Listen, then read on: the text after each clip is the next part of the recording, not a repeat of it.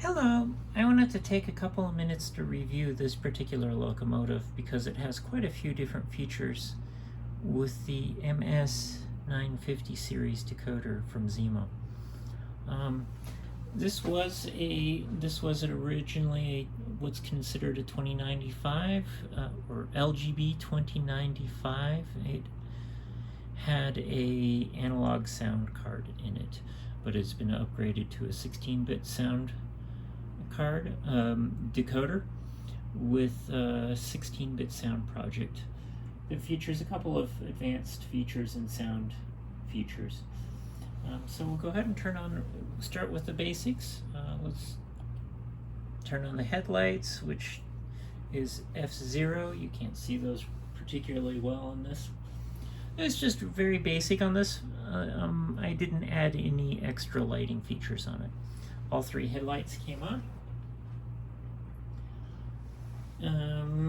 To start the engine, well, let's do a couple of things. We'll do the false start to start with, which is way up in the functions. It's F17.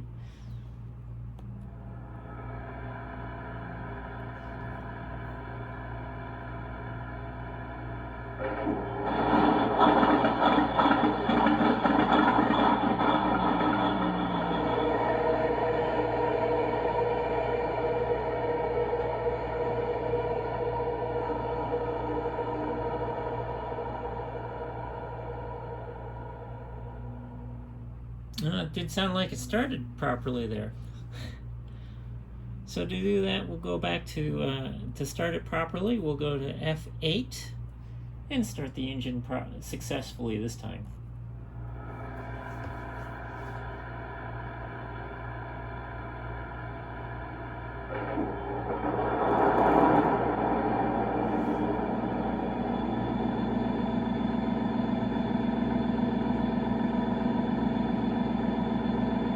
Okay, you hear the engine rumbling nicely now. So let's talk a couple of things. Now, F1 applies the brakes when you're normally moving. A lot of times I just leave the brakes turned on. This allows the locomotive to stop and start more normally. When you turn on or you leave the brakes off, the locomotive takes quite a while to slow down and stop after you've stopped the throttle or dropped the throttle to 0. F2 is for brake lighting, which is not part of this locomotive or this model. It wasn't there. So F3, let's go ahead and do the F3. It's a short part. F4, it's a longer horn. F5, that's your conductor whistle. F6,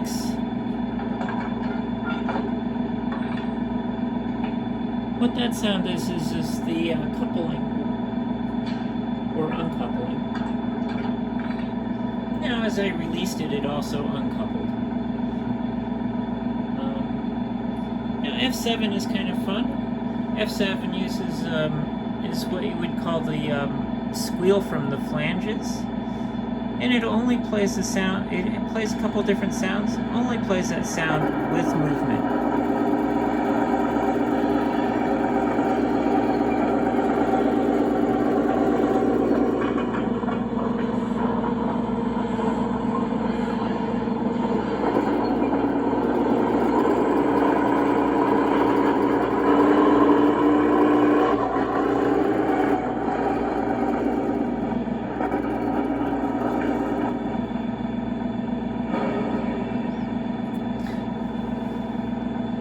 So I'll go ahead and turn that off right now. So F8 is the engine sound on and off. Let's go ahead and turn that off just so you can hear that. Or start and stop.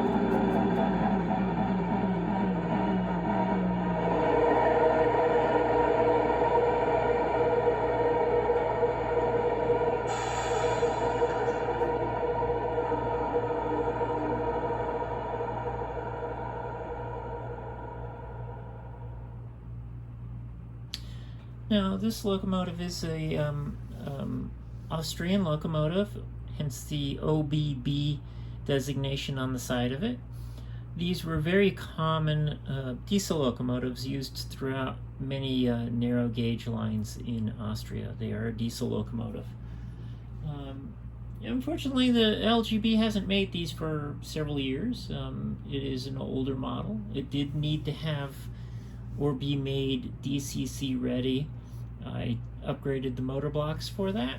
I just replaced the plastic housing and added the fourth pin to make them DCC ready. So I'm going to go ahead. The next sound is, and I can play the sounds without the engine making so much noise. Oh, that one doesn't want to play for me nicely. So let's turn the engine back on. That would be the handbrake normally, F9.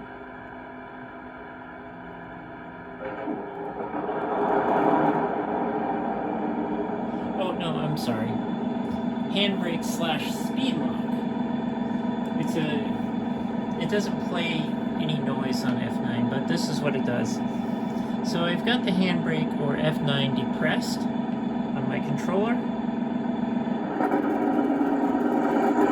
And I'm increasing the throttle, and you hear the engine noise increase.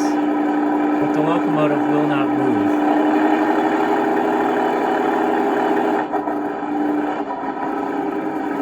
As I drop it down.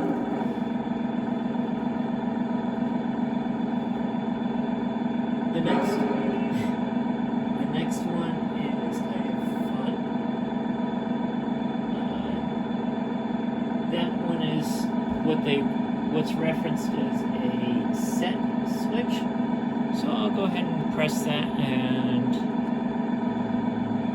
you don't necessarily notice it until nope, it changed a little bit, until I start throttling it up here. I've got the handbrake locked, so to speak, already.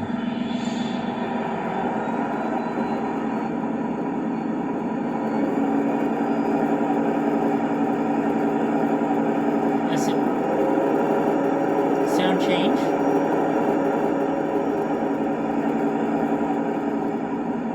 Now go ahead and turn that off again, just for a reference.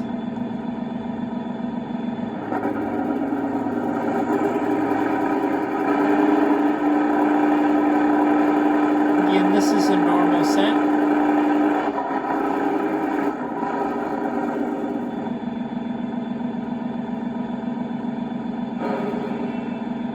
So then you have F14.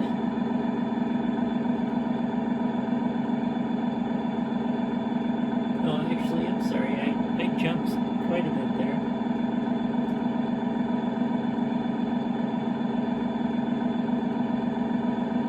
So F11, that opens the door, and then when you release the F11, the door is closed. Let me turn the engine off so we can actually hear the other sounds.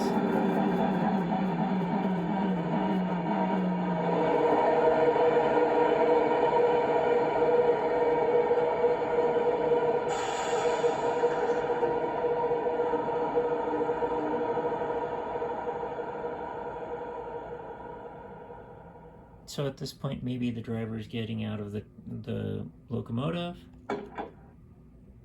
and then he's closing the door.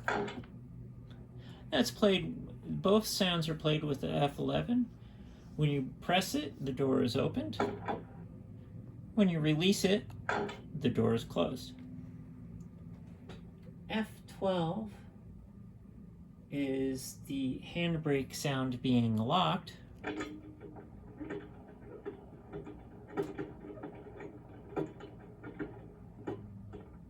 Okay, that is locked.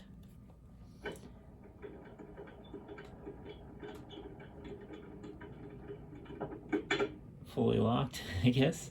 And then F13, that's releasing the handbrake.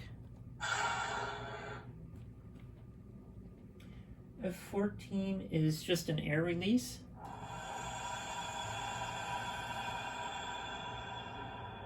probably from the air tanks. F15 is what's called a Wabasso heater. What it does is it heats the diesel.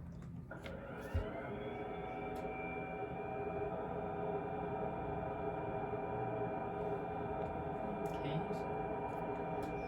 And then F16.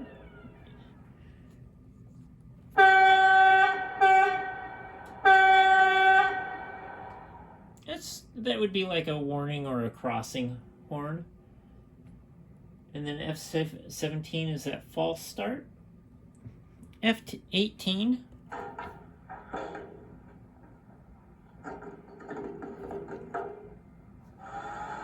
this is putting fuel into the tank. When you release it, they stop fueling.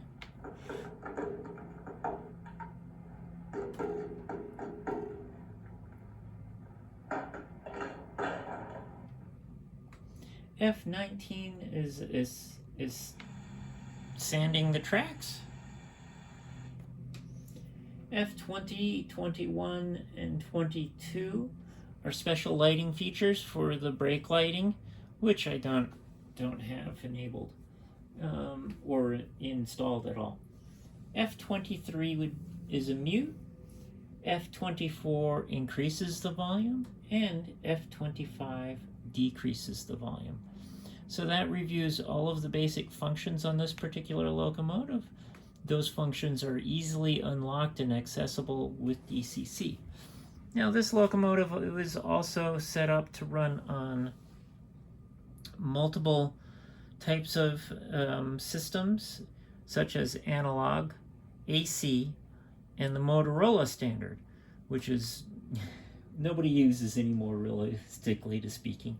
But it also supports the MFX protocol with this decoder, which means that you can put it on your Markland CS3 and it will be registered with the Markland CS3 as a locomotive, and it can assign its DCC address from there. The DCC address was programmed to 2095.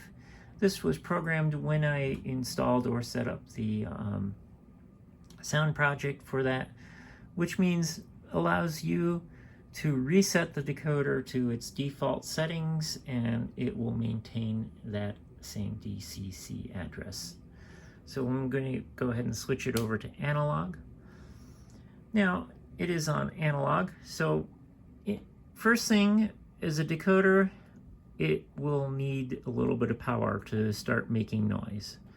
So I start turning the analog transformer power up a little bit.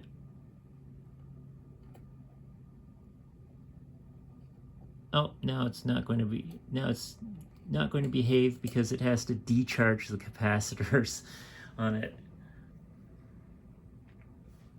Give it a few seconds and hopefully it'll decharge them.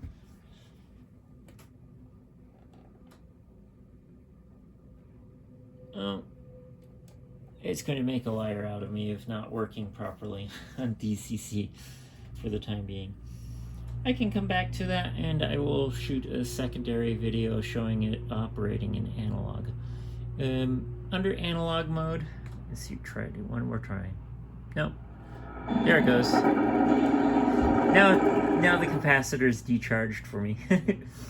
So under analog mode, you have to start the decoder. So it will start with a little bit of power. It'll start the sound before it starts moving. The lights automatically come on. Oh, now it's got too much power. So it gives a nice idle sound. And I also have set up a reed switch. Since the locomotive only has the horn, no bells on it, when you run over a magnet, or put a magnet as I'm doing presently, near the reed switch, it'll sound the horn.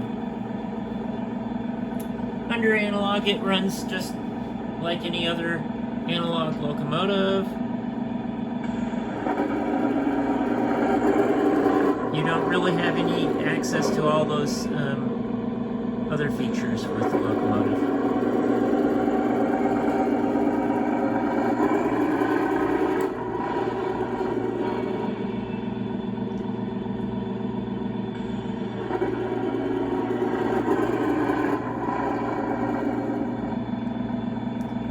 So there's the basics of the locomotive again. And as I zero the power out, it will start to slow itself down.